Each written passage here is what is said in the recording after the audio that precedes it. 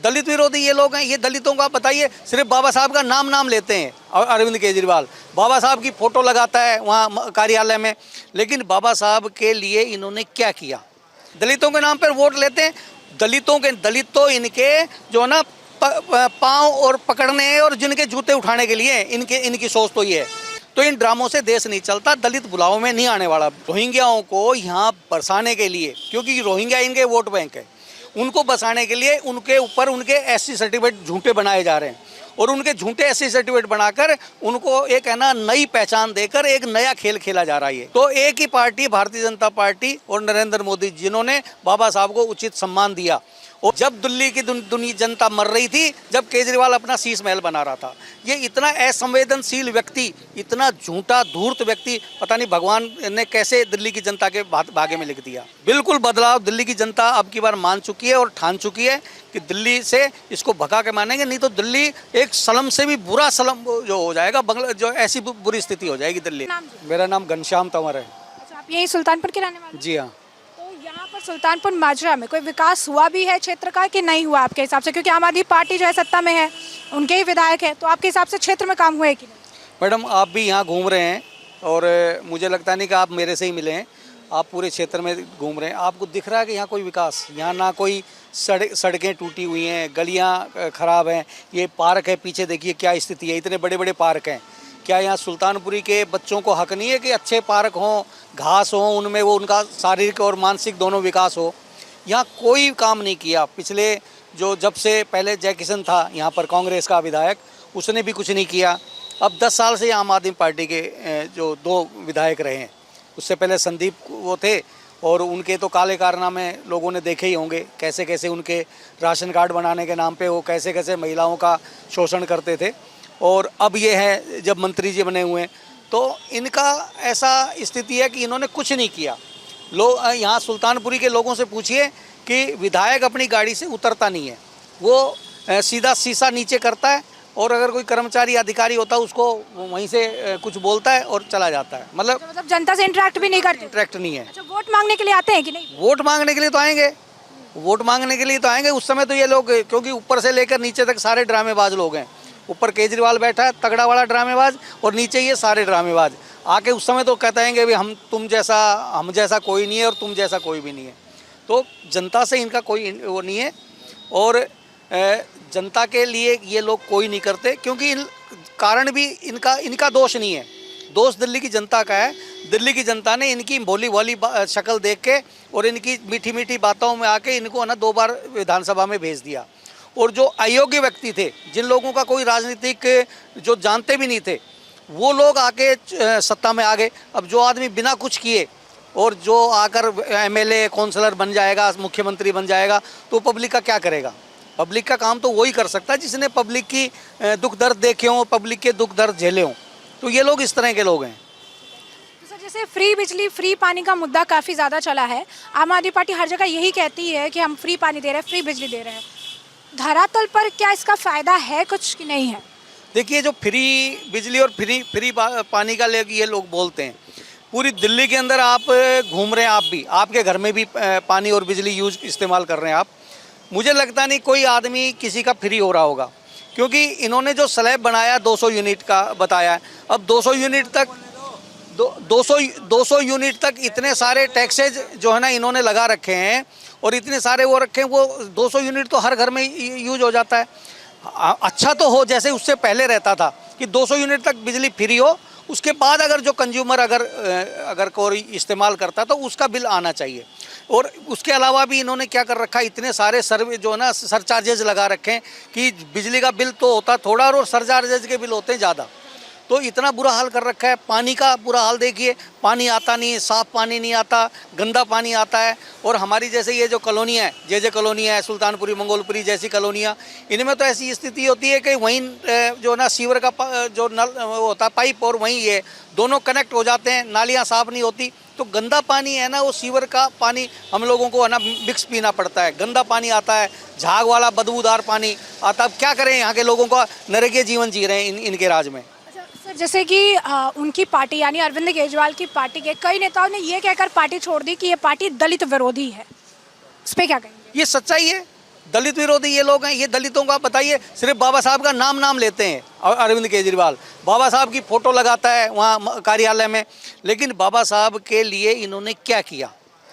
इन्होंने कुछ नहीं किया। अब ये सारे जो दलित इनके नेता गए हैं छोड़ के, क्योंकि वहाँ इनके साथ जो ना त्रस्त थे ये लोग, इनकी बात नहीं मानी जाती थी। और अरविंद जैसा एरोगेंट आदमी उनको धमकाता था वहाँ मीटिंग के अंदर, तू बोल मत, इस तरह। वहाँ सामाजिक और जो ना जाति के नाम पर भेदभाव करते थे इनके साथ जो वहाँ से छोड़ के गए।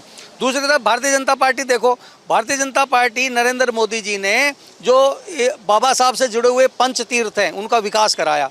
जहाँ बाबा साहब का जन्म हुआ महू में, वहाँ जन्म जो तीर्थ बनाया, जहाँ उनकी शिक्षा हुई, जहाँ दीक्षा हुई, वहाँ जो ना नागपुर में शिक्षा हुई, वहाँ इंग्लैंड में वो किया।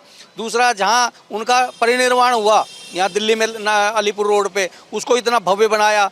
वहाँ चैत्य भूमि है जो बम्बई में, वहाँ उसका निर्माण हो रहा है।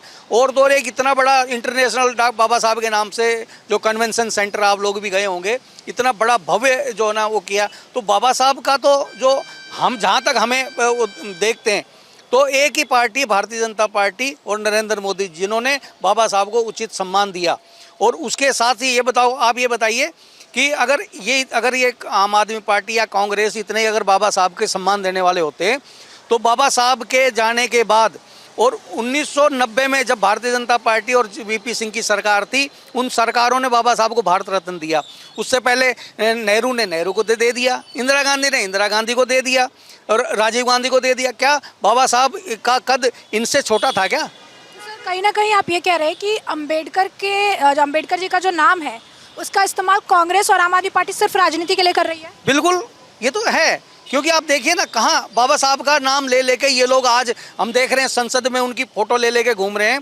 ये लोग, इन लोगों ने बाबा साहब का कभी सम्मान नहीं किया।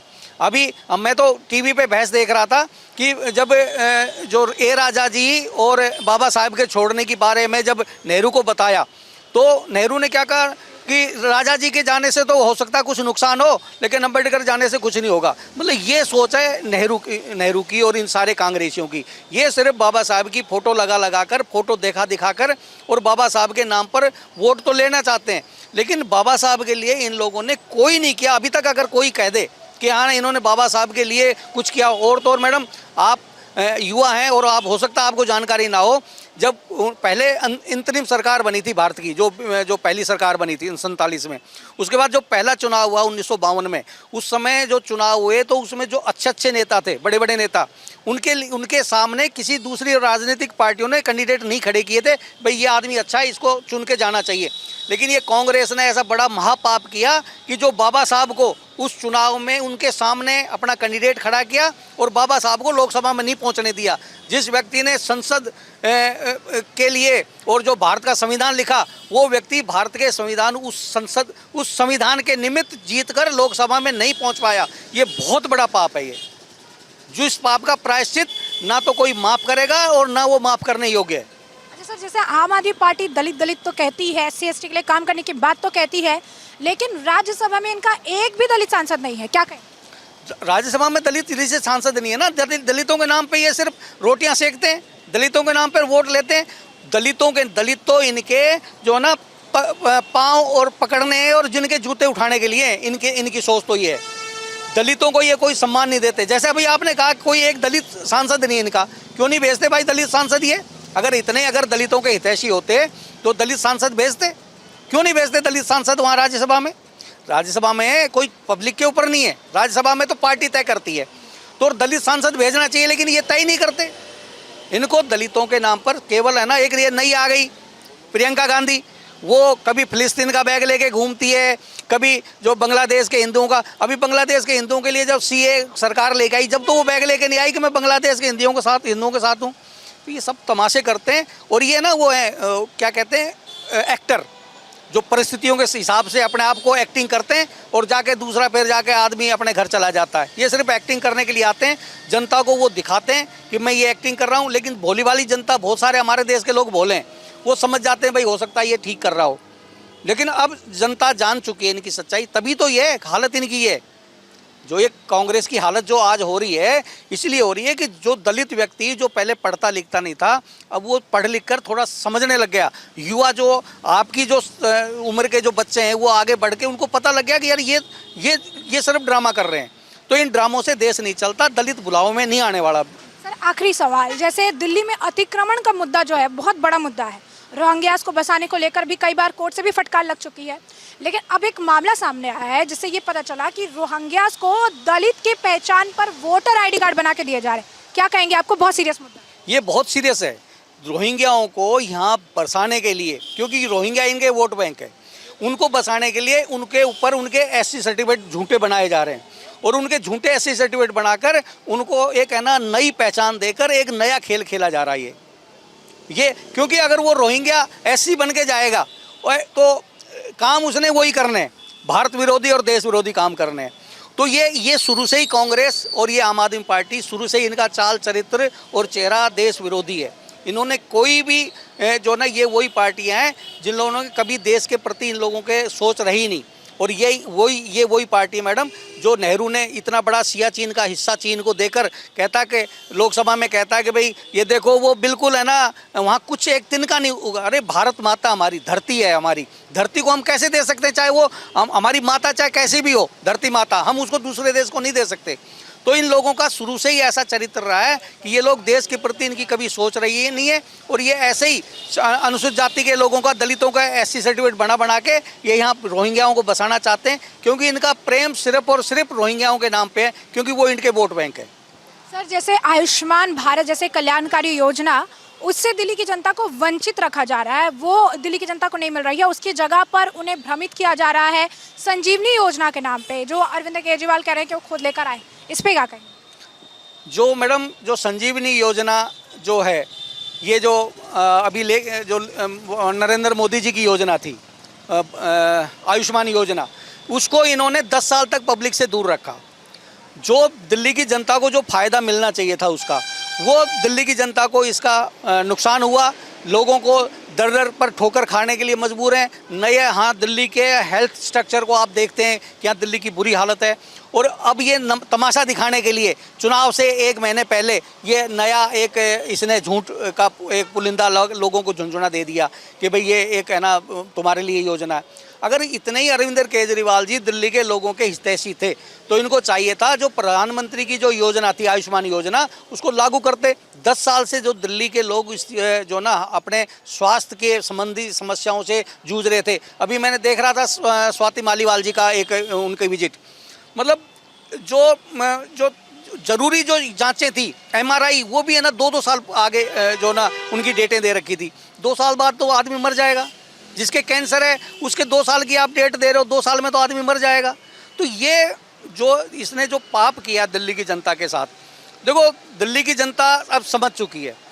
अभी जो ना दिल्ली की जनता ने यहाँ देखा, दिल्ली के अंदर आपने भी देखा होगा, दिल्ली के अंदर पानी भरे हुए हैं, बुरा हाल है दिल्ली के अंदर। तो ये सारी चीज़ें हैं ना दिल्ली की जनता भूली नहीं है।